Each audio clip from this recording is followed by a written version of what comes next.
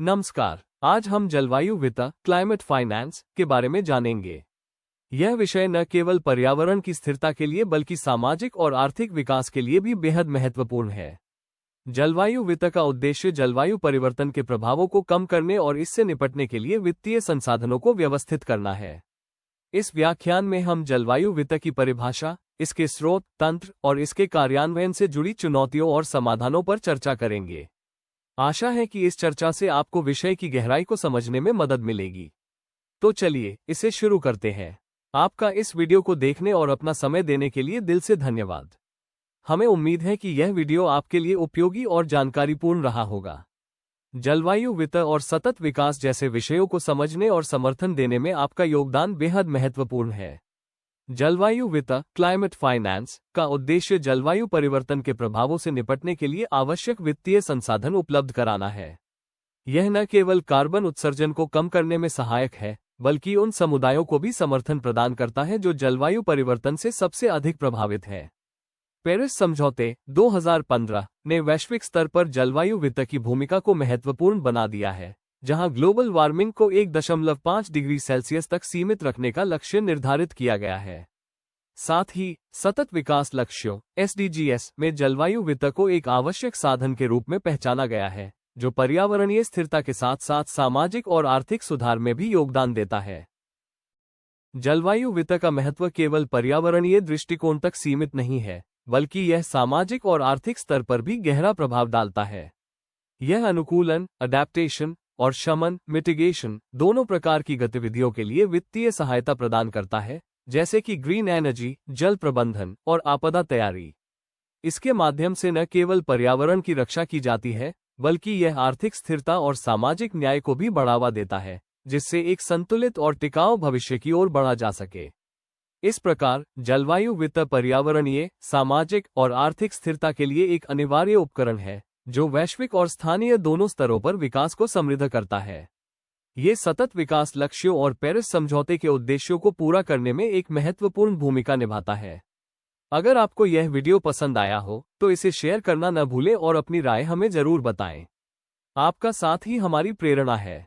धन्यवाद और सतत भविष्य की ओर कदम बढ़ाते रहें। जलवायु वित्त का परिचय। जलवायु वित्त क्लाइमेट फाइनेंस वो वित्तीय संसाधन है जिसका उपयोग जलवायु परिवर्तन के प्रभावों को कम करने और इससे निपटने के लिए किया जाता है। इसका उद्देश्य उन परियोजनाओं और पहलों को समर्थन देना है जो कार्बन उत्सर्जन में कमी लाते हैं और जलवायु परिवर्तन के अनुकूलन को बढ़ावा देते हैं। जलवायु वित्त पर्यावरणीय स्थिरता के साथ साथ समाज और अर्थव्यवस्था को दीर्घकालिक लाभ प्रदान करने का एक महत्वपूर्ण साधन है। उद्देश्य और उपयोग। जलवायु वित्त मुख्य रूप से दो प्रमुख उद्देश्यों के लिए उपयोग किया जाता है: अनुकूलन अडैप्टेशन और शमन मिटिगेशन। अनुकूलन में समुदायों और क्षेत्रों को जलवायु परिवर्तन के प्रभावों से निपटने के लिए सक्षम बनाना शामिल है, जैसे कि जल प्रबंधन, आपदा तैयारी और कृषि में सुधार। शमन के तहत ग्रीन एनर्जी, ऊर्जा दक्षता और कार्बन उत्सर्जन कम करने की परियोजनाओं को प्रोत्साहित किया जाता है। सहभागिता और योगदान। जलवायु वित्त में सार्वजनिक और निजी क्षेत्र की भागीदारी महत्वपूर्ण है। ये सरकार, निजी क्षेत्र और वैश्विक संगठनों के सहयोग से संचालित होता है। इसमें ग्रीन बॉन्ड, अंतर्राष्ट्रीय अनुदान और कार्बन ट्रेडिंग जैसी वित्तीय प्रणालियां शामिल हैं, जो जलवायु परिवर्तन के प्रति सामूहिक प्रयासों को समर्थन प्रदान करती है। इस प्रकार जलवायु वित्त सतत विकास और पर्यावरणीय सुधार के लिए एक अनिवार्य घटक है। जलवायु वित्त के प्रकार। शमन वित्त मिटिगेशन फाइनेंस। ये प्रकार उन परियोजनाओं पर केंद्रित हैं जो कार्बन उत्सर्जन में कमी लाने के लिए बनाए जाते हैं। इसमें ग्रीन एनर्जी, सौर ऊर्जा, पवन ऊर्जा, ऊर्जा दक्षता और कम कार्बन वाली प्रौद्योगिकियों को प्रोत्साहन देना शामिल है। यह वित्तीय सहायता पर्यावरणीय स्थिरता के लिए बुनियादी ढांचा तैयार करती है। अनुकूलन वित्त अडैप्टेशन फाइनेंस। इस श्रेणी में जलवायु परिवर्तन के प्रभावों से प्रभावित समुदायों को अनुकूलित करने के लिए वित्तीय सहायता दी जाती है। इसमें जल प्रबंधन, आपदा प्रबंधन, कृषि के लिए नई तकनीकों का विकास और कमजोर क्षेत्रों की सुरक्षा शामिल है। इसका मुख्य उद्देश्य जलवायु संकट के नकारात्मक प्रभावों को कम करना है। ड्यूल बेनिफिट वित्त ड्यूअल बेनिफिट फाइनेंस। यह एक उन्नत श्रेणी है जो शमन और अनुकूलन दोनों को प्रोत्साहित करती है। इस प्रकार की वित्तीय सहायता उन परियोजनाओं को दी जाती है जो दोनों उद्देश्यों की पूर्ति करती हैं, जैसे कि सतत कृषि या शहरी हरित क्षेत्रों का विकास। ये दीर्घकालिक प्रभावी समाधान प्रदान करने का एक अभिनव तरीका है। सारांश, जलवायु वित्त के इन 3 प्रकारों का उद्देश्य जलवायु परिवर्तन से निपटने के लिए व्यापक वित्तीय रणनीतियों को लागू करना है। ये श्रेणियां पर्यावरणीय सुरक्षा, सामाजिक स्थिरता और आर्थिक सुधार के लिए आवश्यक है। जलवायु वित्त के स्रोत। अंतर्राष्ट्रीय स्रोत, इंटरनेशनल सोर्सेस। अंतर्राष्ट्रीय स्तर पर जलवायु वित्त के प्रमुख स्रोतों में ग्रीन क्लाइमेट फंड (GCF) और वैश्विक पर्यावरण सुविधा (JEF) जैसे संस्थान शामिल हैं। ये संगठन विकासशील देशों में जलवायु परिवर्तन के शमन और अनुकूलन परियोजनाओं को वित्तीय सहायता प्रदान करते हैं। इसके अलावा विश्व बैंक और क्षेत्रीय विकास बैंक भी जलवायु वित्त उपलब्ध कराने में महत्वपूर्ण भूमिका निभाते हैं। राष्ट्रीय स्रोत, नेशनल सोर्सेस। देश के भीतर जलवायु वित्त के प्रमुख स्रोत राष्ट्रीय बजट और सरकारी योजनाएं होती हैं। भारत जैसे देशों में राष्ट्रीय अनुकूलन कोष और अन्य पर्यावरण संबंधी परियोजनाओं के लिए सरकारी वित्त पोषण प्रदान किया जाता है। ये स्रोत उन योजनाओं का समर्थन करते हैं जो सतत विकास और पर्यावरणीय स्थिरता को बढ़ावा देती हैं। निजी स्रोत, प्राइवेट सोर्सेस। निजी क्षेत्र जलवायु वित्त के एक महत्वपूर्ण भागीदार है। इसमें कॉर्पोरेट सामाजिक उत्तरदायित्व (CSR) के तहत दी गई वित्तीय सहायता और ग्रीन बॉन्ड जैसे वित्तीय साधन शामिल हैं। निजी निवेशक और कंपनियां ग्रीन प्रोजेक्ट्स में निवेश करके पर्यावरणीय प्रयासों को समर्थन देती हैं। सारांश, जलवायु वित्त के इन स्रोतों का उपयोग जलवायु परिवर्तन से निपटने के लिए राष्ट्रीय और अंतर्राष्ट्रीय स्तर पर सहयोग को प्रोत्साहित करता है। सरकारी और निजी भागीदारी से पर्यावरणीय परियोजनाओं को आवश्यक वित्तीय आधार मिलता है। सार्वजनिक वित्त, पब्लिक फाइनेंस। जलवायु वित्त का पहला तंत्र सार्वजनिक वित्त है, जिसमें मुख्य रूप से सरकारों द्वारा प्रदान की जाने वाली वित्तीय सहायता शामिल है। इसमें सरकारी अनुदान, ऋण और बजटीय आवंटन के माध्यम से जलवायु परिवर्तन से निपटने के लिए संसाधन जुटाए जाते हैं। ये तंत्र विकासशील देशों के लिए विशेष रूप से महत्वपूर्ण है, क्योंकि यह शमन, मिटिगेशन और अनुकूलन (अडैप्टेशन) परियोजनाओं को समर्थन देता है। उदाहरण के लिए, ऊर्जा दक्षता बढ़ाने और ग्रीन एनर्जी परियोजनाओं के लिए सरकारें अनुदान देती हैं, जिससे सतत विकास लक्ष्यों (SDGs) को प्राप्त करने में मदद मिलती है। सार्वजनिक वित्त जलवायु परिवर्तन के प्रति सामूहिक प्रयासों को प्रेरित करने का आधार प्रदान करता है। निजी वित्त, प्राइवेट फाइनेंस। निजी क्षेत्र जलवायु वित्त का दूसरा प्रमुख स्तंभ है, जो ग्रीन बॉन्ड, इंश्योरेंस और निवेश फंड जैसे वित्तीय उपकरणों के माध्यम से कार्य करता है। कॉर्पोरेट सामाजिक उत्तरदायित्व (CSR) के तहत कंपनियां जलवायु परियोजनाओं में योगदान करती हैं।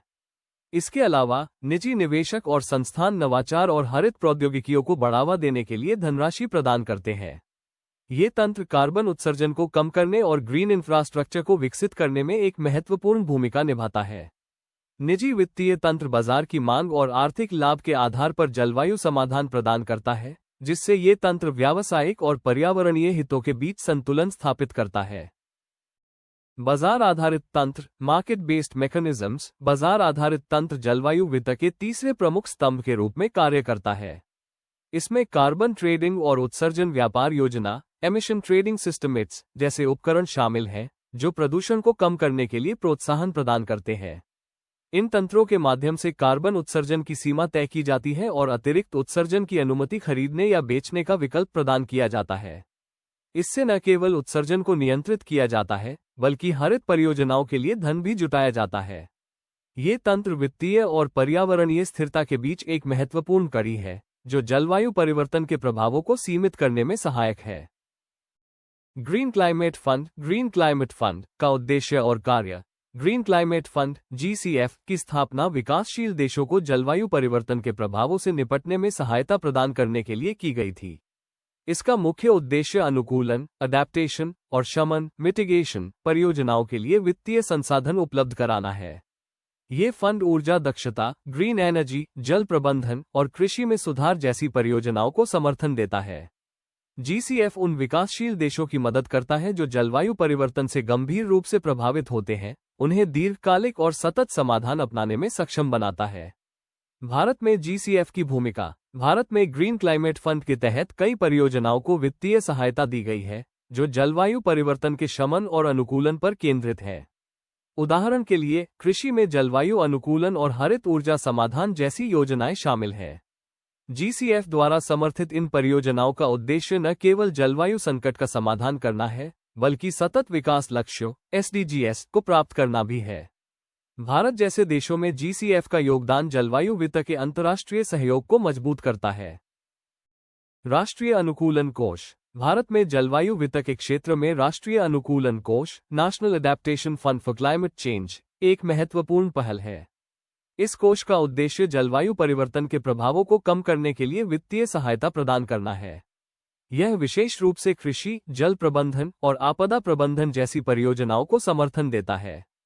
इस कोष के माध्यम से सरकार उन क्षेत्रों में विकास कार्य करती है जो जलवायु परिवर्तन से अधिक प्रभावित हैं, जिससे ग्रामीण और शहरी दोनों क्षेत्रों में स्थिरता लाई जा सके। ग्रीन बॉन्ड का विकास। भारत में जलवायु वित्त के लिए ग्रीन बॉन्ड बाजार का तेजी से विकास हो रहा है। ग्रीन बॉन्ड उन परियोजनाओं को वित्तीय सहायता प्रदान करते हैं जो हरित ऊर्जा, नवीकरणीय ऊर्जा और ऊर्जा दक्षता को बढ़ावा देती है। ये बॉन्ड निजी और सरकारी दोनों क्षेत्रों के लिए आकर्षक वित्तीय साधन बन गए हैं, जो निवेशकों को पर्यावरणीय स्थिरता में योगदान करने का अवसर प्रदान करते हैं। भारत ने हाल के वर्षों में ग्रीन बॉन्ड के माध्यम से विभिन्न परियोजनाओं को वित्त पोषित किया है, जिससे हरित बुनियादी ढांचा मजबूत हुआ है। सरकारी योजनाएं और पहल। सरकारी योजनाएं जैसे कि प्रधानमंत्री कृषि सिंचाई योजना जलवायु वित्त का एक अन्य महत्वपूर्ण स्तंभ है। ये योजनाएं न केवल जलवायु परिवर्तन के प्रभावों को कम करने में सहायक है, बल्कि कृषि उत्पादकता बढ़ाने और जल संसाधनों के कुशल प्रबंधन में भी योगदान देती है। इसके अलावा सौर ऊर्जा, स्वच्छ ऊर्जा और हरित शहरों के विकास से संबंधित योजनाएं भी जलवायु वित्त को बढ़ावा देने में महत्वपूर्ण भूमिका निभाती है। इन पहलों के माध्यम से भारत ने जलवायु वित्त के क्षेत्र में एक मजबूत और संतुलित दृष्टिकोण अपनाया है। जलवायु वित्त में चुनौतियां। अपर्याप्त धनराशि। जलवायु वित्त की सबसे बड़ी चुनौती पर्याप्त धनराशि का अभाव है। विकासशील देशों में जलवायु परिवर्तन से निपटने के लिए जिन वित्तीय संसाधनों की आवश्यकता है, वे वर्तमान में उपलब्ध नहीं है। कई देशों के पास अपने राष्ट्रीय बजट से जलवायु परियोजनाओं को निधि देने की सीमित क्षमता है। अंतर्राष्ट्रीय फंड जैसे ग्रीन क्लाइमेट फंड GCF की भूमिका महत्वपूर्ण है, लेकिन इन संसाधनों को और अधिक बढ़ाने की आवश्यकता है ताकि जलवायु संकट से निपटने में प्रभावी कदम उठाए जा सके। अंतर्राष्ट्रीय सहयोग की कमी। जलवायु वित्त के क्षेत्र में देशों के बीच समन्वय की कमी एक और महत्वपूर्ण चुनौती है। विकसित और विकासशील देशों के बीच वित्तीय दायित्वों और संसाधनों के वितरण को लेकर असहमति बनी रहती है। जलवायु वित्त समझौतों में पारदर्शिता और निष्पक्षता की कमी से सहयोग में बाधा उत्पन्न होती है। इस असमानता के चलते कई विकासशील देश अपनी परियोजनाओं के लिए आवश्यक वित्तीय सहायता प्राप्त नहीं कर पाते हैं। पारदर्शिता और जवाबदेही। जलवायु वित्त के प्रबंधन में पारदर्शिता और जवाबदेही की कमी एक बड़ी समस्या है। धन के सही उपयोग और प्रभाव का आकलन करने के लिए पर्याप्त निगरानी तंत्र नहीं है। इसके परिणामस्वरूप धनराशि का गलत उपयोग और परियोजनाओं की सफलता में बाधा उत्पन्न हो सकती है। जलवायु वित्त को अधिक प्रभावी बनाने के लिए एक मजबूत निगरानी प्रणाली और उत्तरदायित्व की आवश्यकता है, जो फंड्स के वितरण और उपयोग को सुनिश्चित कर सके। इन चुनौतियों का समाधान जलवायु वित्त को प्रभावी और समावेशी बनाने के लिए महत्वपूर्ण है। अवसर और समाधान। तकनीकी नवाचार। जलवायु वित्त में तकनीकी नवाचार एक बड़ा अवसर प्रदान करता है।